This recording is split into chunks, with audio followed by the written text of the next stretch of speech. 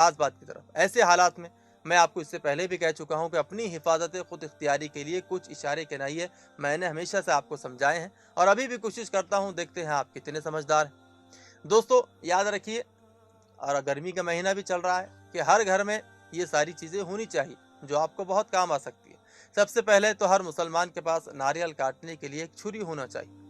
ये आपको शहर में कहीं भी कोई भी हार्डवेयर या बेचने वाले के पास या अमेज़न या फ्लिपकार्ट पर आसानी से मिल जाएगी।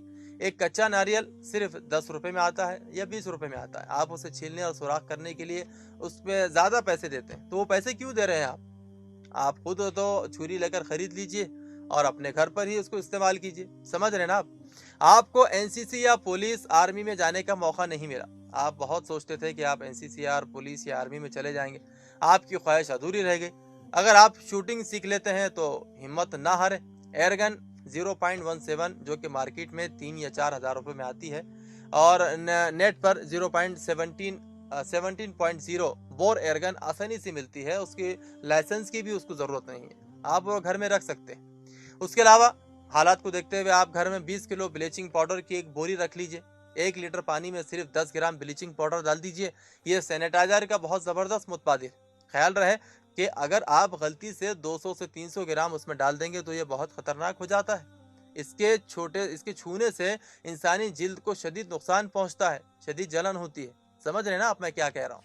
कोरोना के दौरान सफाई की ज़रूरत के लिए 10 लीटर तेज़ाब रखना ज़रूरी है, क्योंकि बाथरूम के क्लीनर से बराबर सफाई नहीं होती है।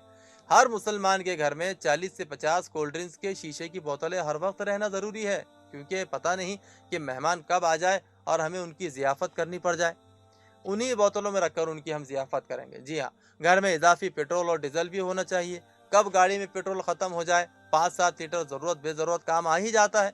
घर में केरोसिन तेल भी रख लें, गैस ख़त्म हो जाने पर वो भी काम आता है।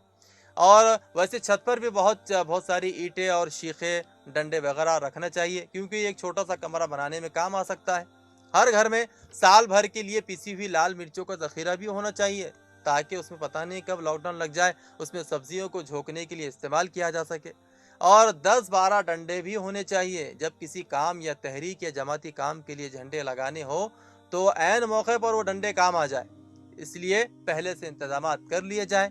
आप समझ रहे हैं ना मैं क्या कह रहा हूँ? बस अल्लाह से यही दुआ है कि अल्लाह ताला तमाम आलम इस्लाम